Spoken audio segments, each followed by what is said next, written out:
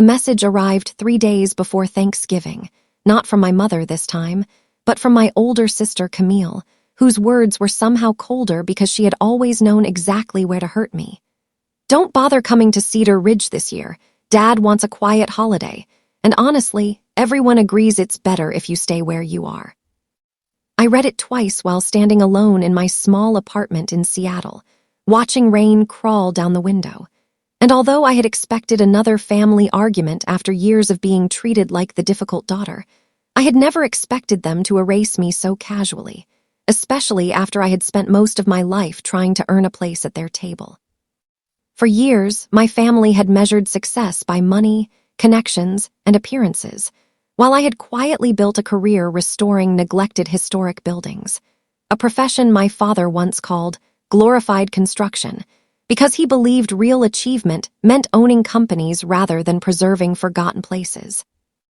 My younger brother Marcus had become the family favorite after launching a chain of expensive boutique hotels, and every holiday conversation somehow turned into praise for his latest purchase, while my own projects were dismissed as hobbies even though I had spent 12 years studying architecture, negotiating difficult contracts, and turning abandoned buildings into thriving community spaces. The irony was that one of my earliest memories involved my father taking me through an old train station outside our hometown and telling me that buildings remembered everything, from the footsteps of strangers to the laughter of families who once passed through their doors, and that conversation had planted the dream I never stopped chasing. When I was 17, I entered a statewide restoration competition with a design for an abandoned railway depot, but instead of asking about my project, my parents laughed when Marcus announced he had been invited to join a prestigious business program, and my father simply said, "You should learn to think bigger," as if preserving something beautiful was somehow smaller than making money from it. I left home after college with 2 suitcases, a scholarship certificate, and barely enough money to survive.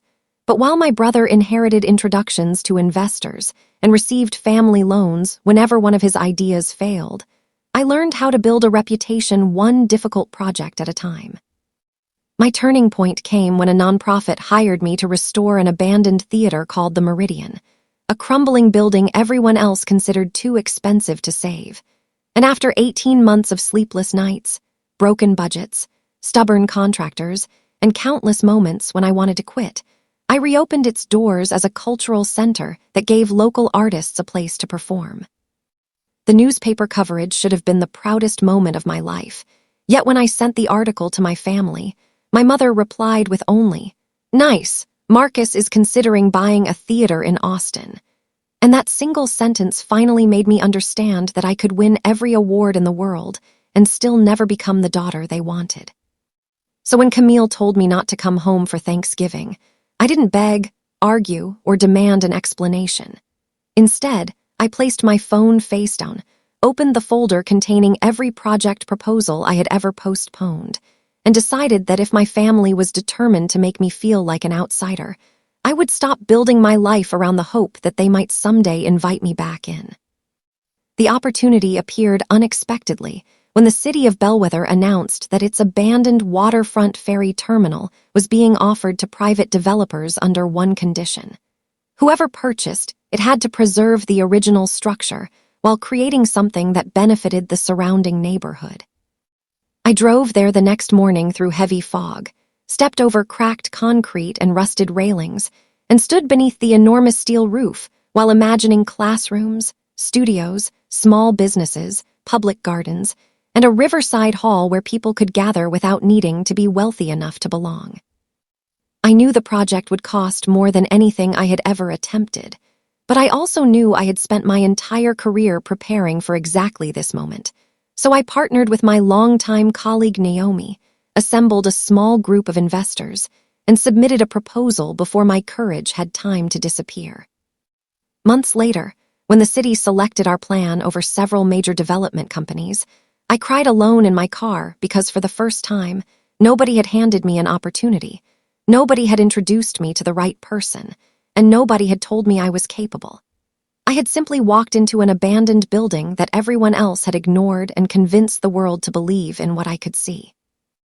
2 years later, the old ferry terminal had become Harbor House, a breathtaking public complex filled with restored brickwork, enormous windows, independent shops, art studios, classrooms, and a rooftop garden overlooking the river. And on opening night, thousands of people filled the building while local musicians performed beneath the original steel beams. I was halfway through thanking the mayor when I noticed 3 familiar figures near the entrance, my parents and Marcus. And the strangest part wasn't that they had come without an invitation, but that my father was staring at the building with the same expression he had worn years earlier when he told me to think bigger. Marcus approached first, forcing a smile as he said, "You never mentioned you were doing something this serious," and I looked at him calmly before answering, "You never asked," while my mother immediately changed the subject by saying the family had always been proud of me, a sentence so different from everything they had said for years that it almost sounded like someone else's voice.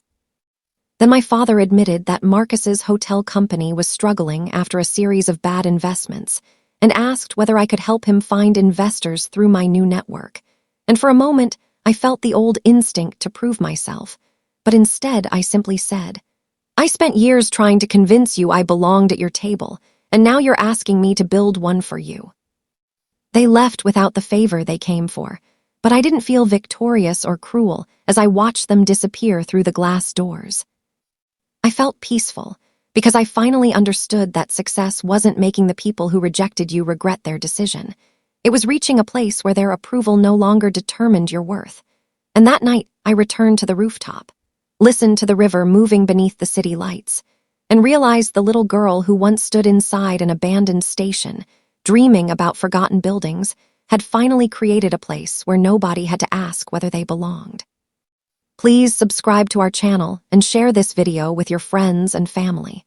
We create entertaining and inspiring stories for our viewers, and your support helps us continue making great content for you.